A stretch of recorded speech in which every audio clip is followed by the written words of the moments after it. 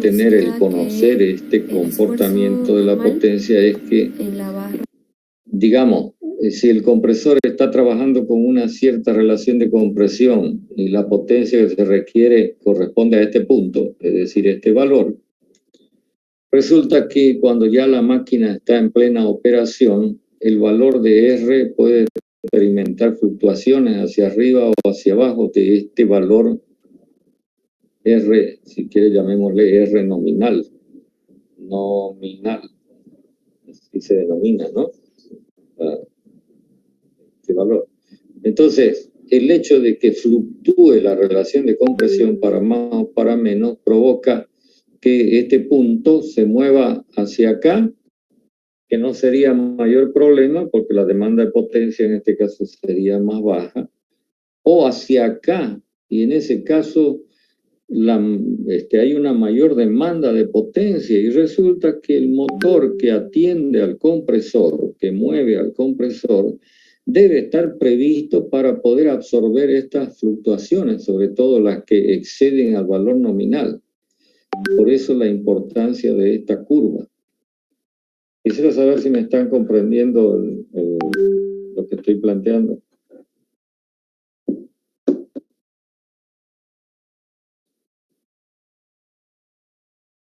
Es decir, que cuando se defina qué tamaño debe tener el motor que debe suministrar la potencia necesaria al compresor, hay que tomar en cuenta esta posibilidad de fluctuación y entonces hay que darle un plus al motor en lo que se refiere a su capacidad de atender el requerimiento de potencia. Si no, de otra manera, cuando toquen las épocas de incremento de R, los momentos de incremento de R, el motor se va a ver forzado y eso puede provocar que el motor se dañe. ¿Me entienden?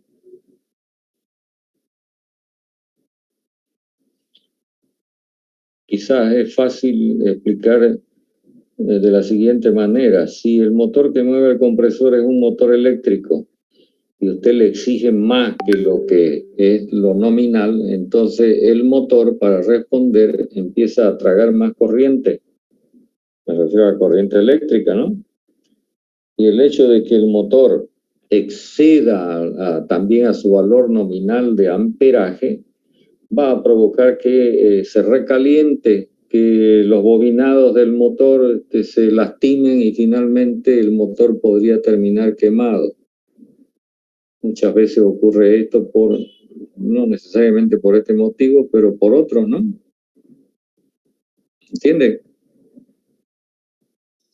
Sí, claro. Bueno, con esto cerramos el asunto de los compresores de cilindro y pistón y yo les recomiendo que ustedes, por cuenta particular y aprovechando el Stoker y quizá alguna otra fuente de consulta, miren los compresores rotativos que son más simples, digamos, no tienen espacio nocivo y entonces la cosa es mucho más simple. Y sobre todo que le presten atención a un compresor que no está en el Stoker, no se lo menciona, pero que creo que ya se los mencioné yo en alguna oportunidad, ¿no? Cuando hablamos de la clasificación de compresores de cilindro y pistón y rotativo. Miren, este tipo de compresor, que lo pueden buscar en el internet muy fácilmente. Y si tienen algún comentario y lo quieren hacer, pues el próximo día lo podemos conversar. ¿Listo? Preguntas sobre todo lo que hemos venido charlando acerca del compresor.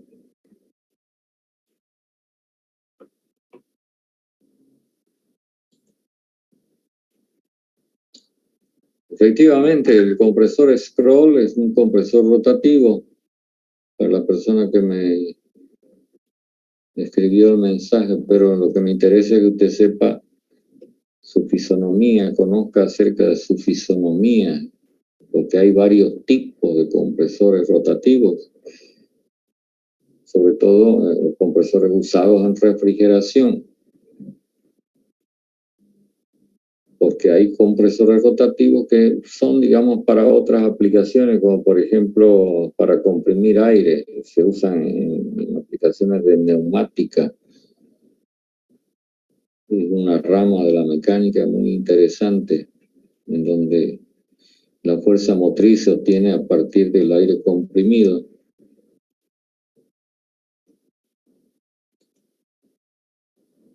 Bueno, pregunto nuevamente si hay algo que crean que está pendiente sobre el compresor, porque enseguida voy a pasar a intentar conversar sobre los dispositivos de estrangulamiento. ¿Nada? ¿Puedo borrar? Ya, entonces borro y comenzamos a conversar sobre los dispositivos de estrangulamiento, que también los puede consultar muy bien en el Stoker. Hay diferentes tipos de dispositivos de estrangulamiento, desde lo más simple hasta, digamos, lo más sofisticadito, pero también más usado. Yendo de lo simple a lo complejo, tenemos en primer lugar un tipo de dispositivo de estrangulamiento, el más simple que se conoce, que se denomina tubo capilar. Esta denominación no es porque el tubo sea como un cabello, pues, ¿no? Porque ese es el significado de capilar. Digamos que se hace esta designación o esta identificación porque el diámetro del tubo es un diámetro muy, muy estrecho. Estamos hablando de algo así como del orden de 1 milímetro. Y entonces lo que se hace es combinar ese diámetro estrecho con una cierta longitud del tubo y esta combinación provoca como resultado una determinada caída de presión, que es lo que se requiere, digamos, en la instalación de refrigeración. Entonces, repito, menor diámetro, mayor longitud provoca más caída de presión. Entonces, como ven, este dispositivo es extremadamente simple porque es así, ¿no? Se trata de un vulgar tubo.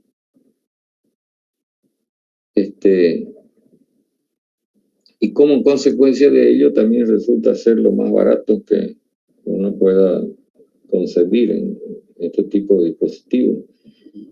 Esto conduce a que las aplicaciones que tiene el tubo capilar se localizan en los sistemas de refrigeración más pequeños y más baratos, como son, por ejemplo, los electrodomésticos. Cuando digo electrodomésticos, ¿a qué me refiero? A ver. ¿Qué electrodomésticos conoce usted que tienen sistemas de refrigeración?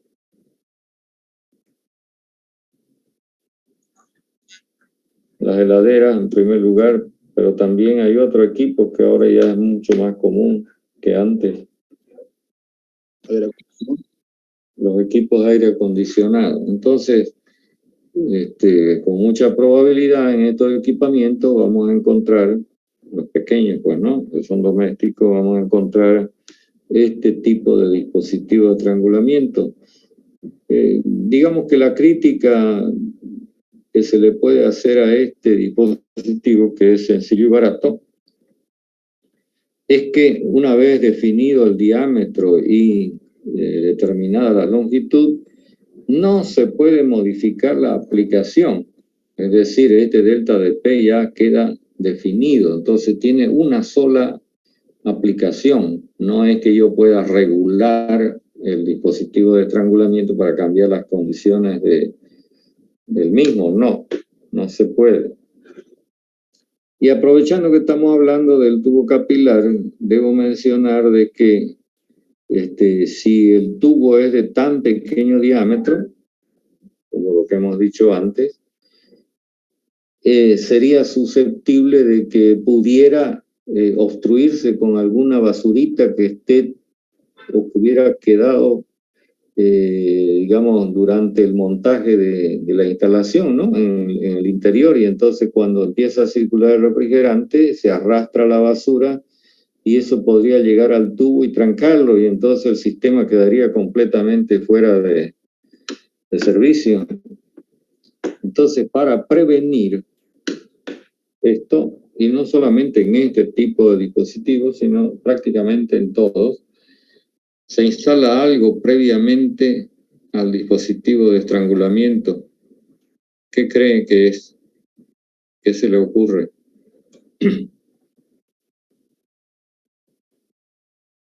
Sí, algo que retenga impurezas que pudieran trancar el tubo. ¿Qué será?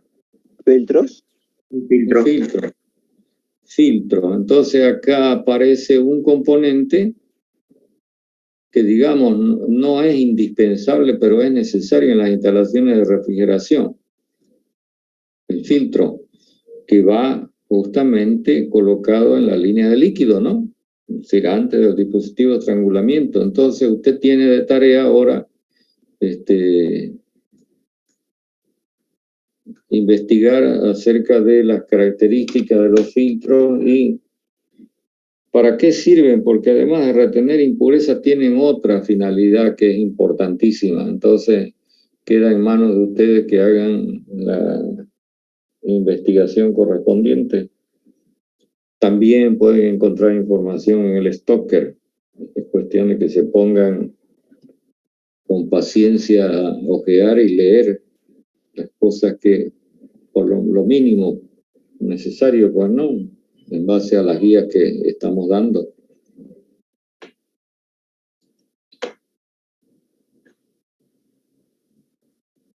Incluso ahí en el texto creo que hay unos ábacos, unos gráficos en donde para determinada caída de presión usted puede encontrar combinaciones de diámetro y longitud. Entonces, entrando al gráfico, usted puede seleccionar los tubos con estas dos dimensiones. Cuestión de que lo miren en el Stoker. Bueno, otro dispositivo de estrangulamiento, pero esta vez de aplicación muy particular, por lo que vamos a mencionar enseguida, es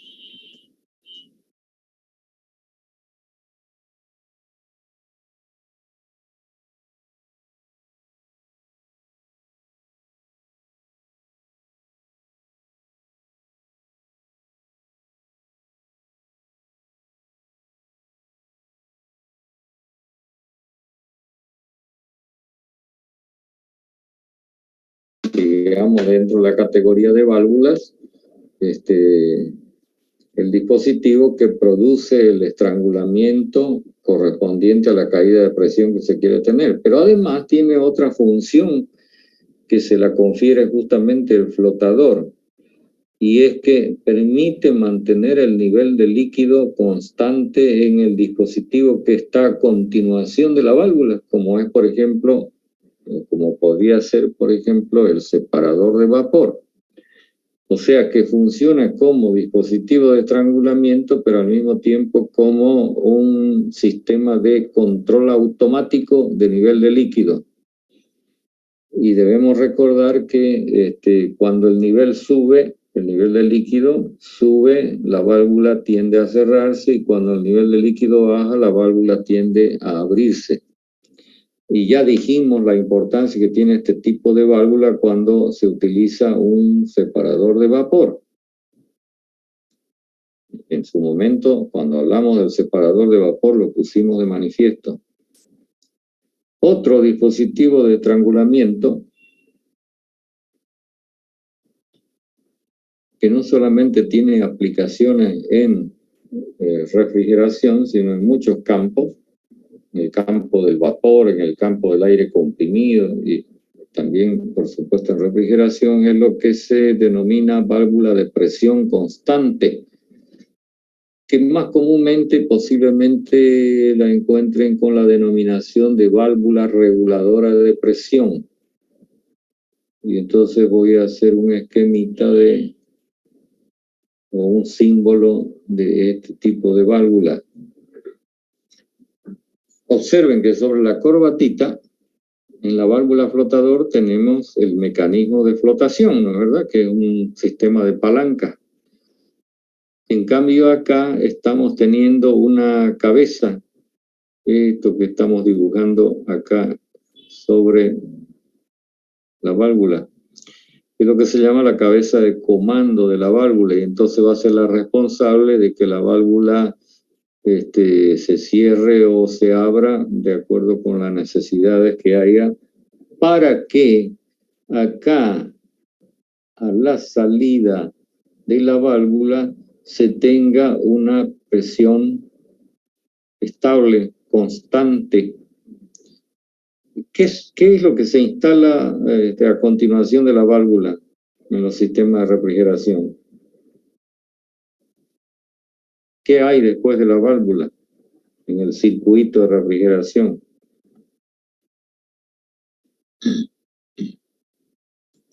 Pregunto. Un evaporador.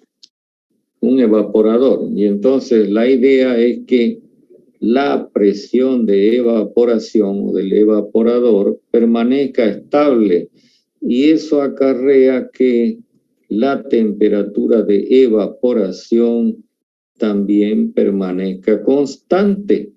Entonces, cuando se requiere esta característica, la válvula adecuada es esta que estamos mencionando, la válvula reguladora de presión. Les cuento para que usted tenga una idea más clara. Yo no sé qué tiene en su casa usted para el suministro de gas a su cocina o a su ducha, si es que tiene calefón. ¿Usa garrafa? ¿Qué usa? ¿O es gas por cañería? Gas por cañería. Garrafa. Ya, si alguien tiene garrafa, debe conocer muy bien de que a la salida de la garrafa, en el pico que tiene la válvula prevista en la garrafa, en la cabeza de la garrafa, se acopla un dispositivo que tiene una formita como de plato volador y una manguera, ¿no? Que es la que se enchufa a la cocina. ¿Cierto? Sí. Más o menos así. Y tiene por aquí su entrada y por acá tiene su salida, y esta es la manguera que se va a acoplar. ¿Han visto, no? Esto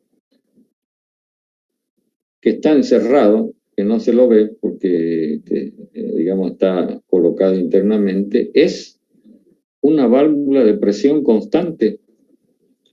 ¿Para qué se usa esta válvula? Para que acá en la manguera usted tenga una presión controlada y constante. Es decir, hay caída de presión en este dispositivo, pero además cumple con la finalidad que estamos planteando acá, que es de mantener la presión inmediatamente después de la válvula constante. No nos olvidemos que acá esto se acopla al pico que está colocado sobre la garrafa, ¿cierto? Más o menos así.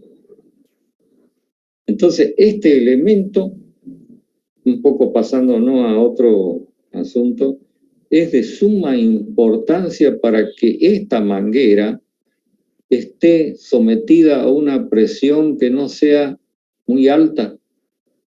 Muchos accidentes han ocurrido porque no se ha colocado este elemento reductor de presión. Yo no sé si alguna vez se pusieron a analizar,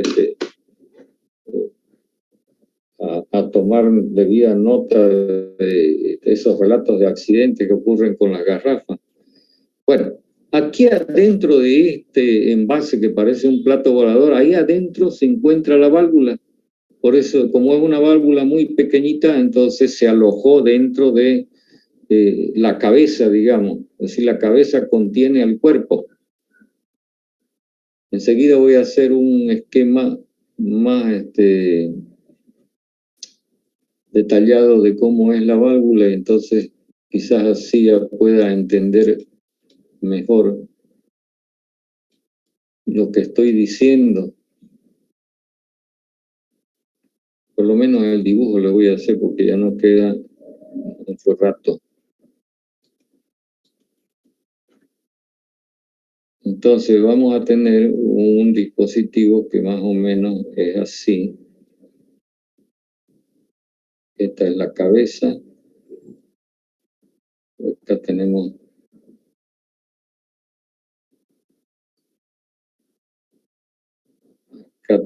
adosado un eje que termina en el tapón de la válvula. Entonces tenemos acá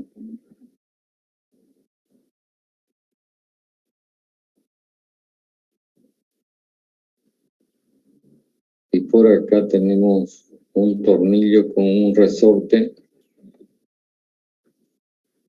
Este elemento que estamos dibujando acá, que separa esta zona de manera hermética, en realidad es una lámina elástica que se conoce con el nombre de diafragma.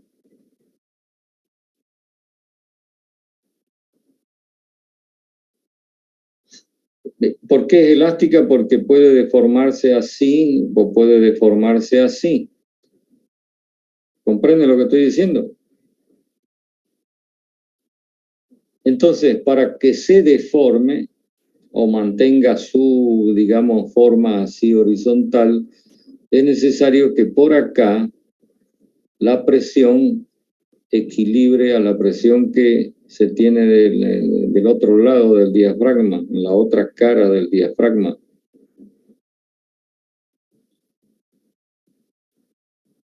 Por encima, por acá, tenemos actuando la presión de este resorte, pero también la presión atmosférica,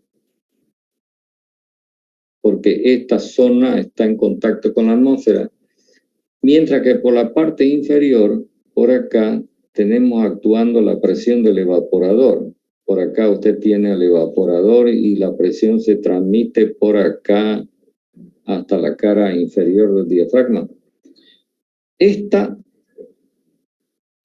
triangulito que estoy sombreando en realidad es el tapón de la válvula. Entonces, este eje que mueve el tapón se puede mover así o se puede mover así dependiendo de cómo se deforme el diafragma.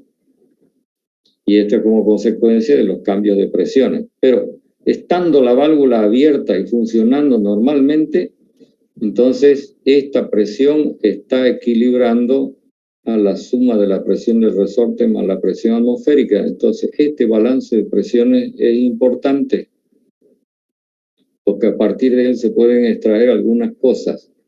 Por ejemplo, la presión de evaporación es mayor que la presión atmosférica, lo que significa que el evaporador trabaja con una presión superior a la presión atmosférica. Primera cosa.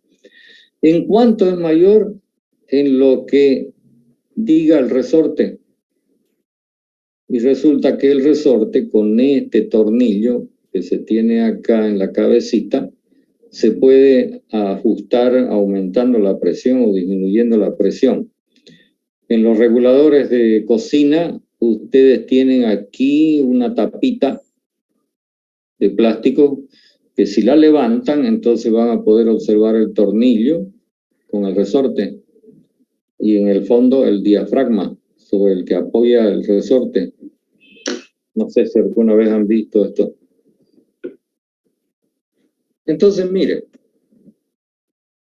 si por algún motivo la presión del evaporador disminuye, es decir, en este lugar la presión se hace menor que la que se tiene, digamos, hasta ese momento, entonces el diafragma se deforma de esta manera, porque la presión de arriba supera la de abajo.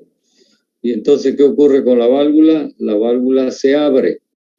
permitiendo que entre más refrigerante para que acá se genere en el evaporador más vapor que devuelva otra vez la presión a su nivel original. Y si es al revés, pues todo ocurre de manera opuesta, ¿no? Es decir, si la presión del evaporador por un golpe de calor aumenta bruscamente, entonces el diafragma se deforma así y la válvula se cierra, lo que provoca que se genere menos vapor en el evaporador y entonces la presión de evaporación descienda otra vez a su valor nominal. Bueno, estoy tratando de explicar de una manera rápida esto. Mírenlo esto en el Stoker y el próximo día vamos a completar la conversación. Lo voy a dejar acá porque si no se nos va a cortar la charla enseguida. ¿Listo?